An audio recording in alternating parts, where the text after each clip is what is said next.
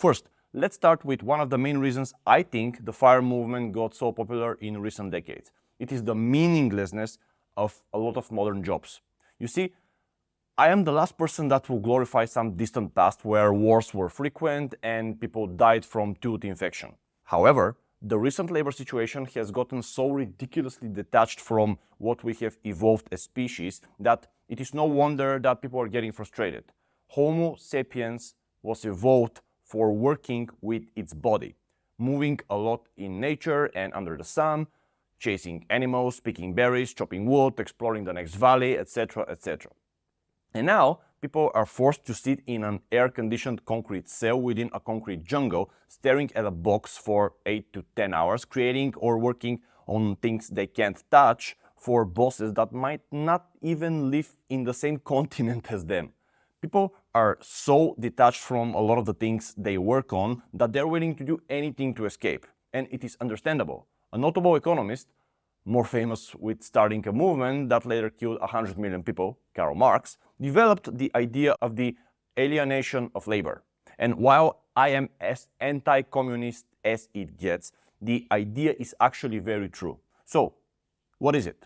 Imagine you're working at a donut factory. You're standing at a conveyor belt, putting jelly into donut holes for hours and hours. You don't get to design the donuts, choose the flavors, or decide how many to make. All you do is put jelly in donut holes. Or let's say you're writing computer code for a huge corporation.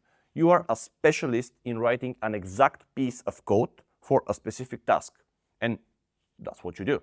You don't know the servers where the code lives. You don't know whether the people using the product you are building are satisfied, and you never even get to see them. According to Karl Marx, this kind of work is alienated labor. It's alienated because you don't feel like you're putting your creativity or personality into your work. You're just doing a repetitive task that doesn't make you feel like you're being yourself. Marx thought that alienated labor was a big problem because it made people feel disconnected from their work and their lives. He believed that it led to poverty, inequality, and social unrest. Now, let's put this into simple terms. Imagine you're building a dog's house as a project for your neighbor's dog. You're using your imagination, creativity, and skill to create something both useful and beautiful. You feel connected to your work because you're putting your own unique stamp on it. This is the opposite of alienated labor.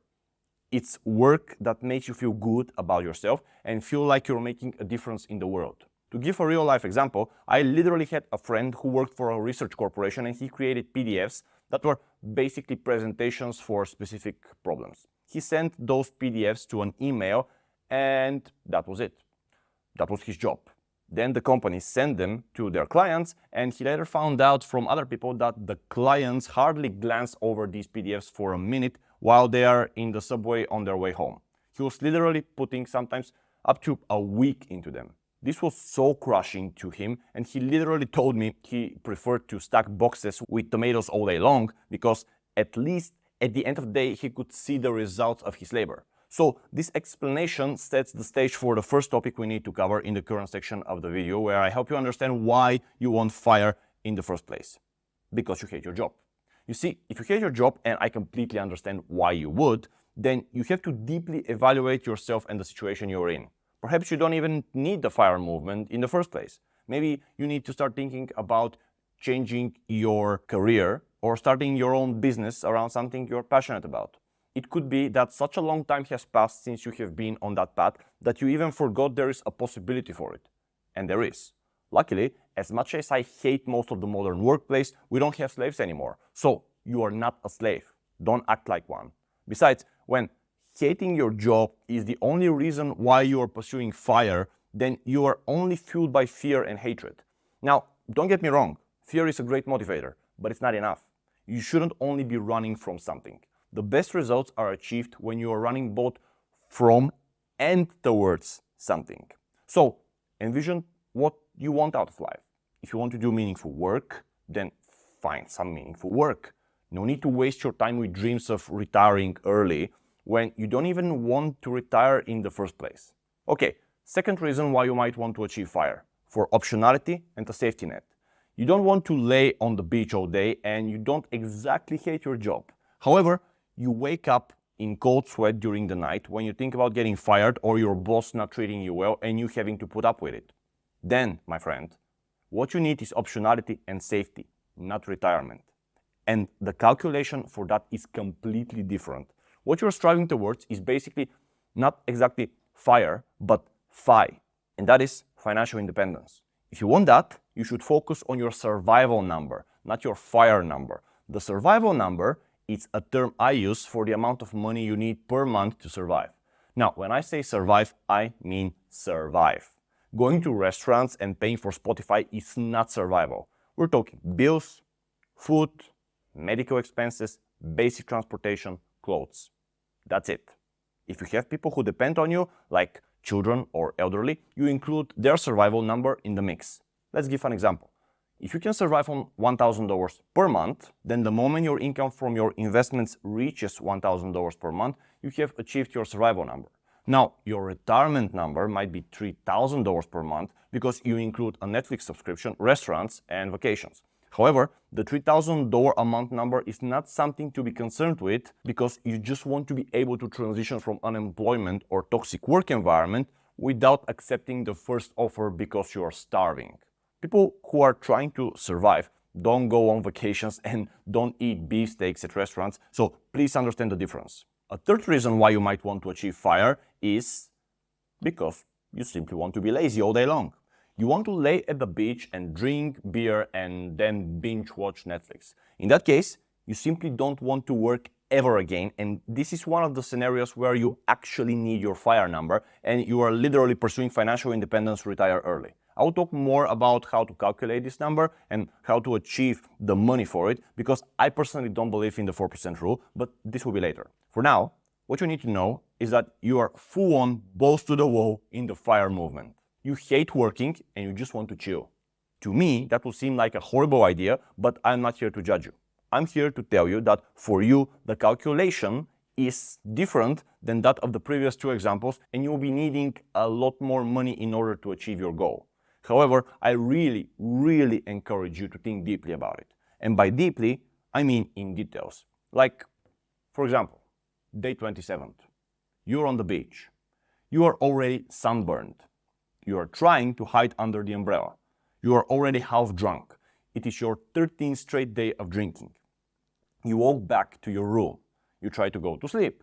You are not even tired and can't sleep. Besides, your skin is in blisters from the sun.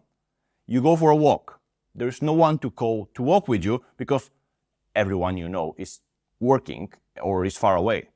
I'm talking that level of detail. Are you sure you want this? Really? Or is it just a delusional fantasy born out of a shallow 30-second thinking? For example, I can say that for myself with 100% certainty that sounds like a living hell. If I wanted to, I have the ability to do exactly that. I have a place to go in Greece, right on the Mediterranean Sea, on the beach, without paying rent, and I can live an okay life with the passive income I have from my investments without working at all. Have I thought about doing it? No, not for a second, because this life isn't for me. If it is for you, then you do you, but please first think about it in details. Alright, now let's get to the last reason why you might want to achieve FIRE. Because you want to pursue projects and hobbies that you are passionate about. Perhaps you like super marathons, but you know you will never be good enough to get paid. Or you want to start your own music band, or perhaps volunteer in a dog shelter. Or you want to travel to the best restaurants in the world and try different food traditions. Whatever it is, you are almost certain it won't pay you any money, and so you need to have the income that allows you to pursue those things. In that case, you are 100% right to pursue the FIRE movement. And you need to get to a number which can comfortably pay you for the activities you wish to do. This is not a survival number. This is not just financial independence. You actually need to get to full FIRE. Just a small note here. It is possible that with a bit more creativity and entrepreneurship spirit, you can make money from some of these activities. Now, turning them into a big profitable business is a tricky thing, because I think that the moment you start getting paid for your hobby becomes your job, not the other way around. But hey, perhaps that's just me. If you can make a little bit of money from these activities, then you might actually need a lower FIRE number or monthly income than you have thought. However, never assume it as a given thing. Always test before you quit your job with a FIRE number that has the assumption of those hobbies making you money baked in it. This video is part of my complete guide I did on how to achieve financial independence, retire early, and all the investment, psychological, and social aspects you need to consider. To find out what the full strategy is, click on the video that has just appeared on your screen.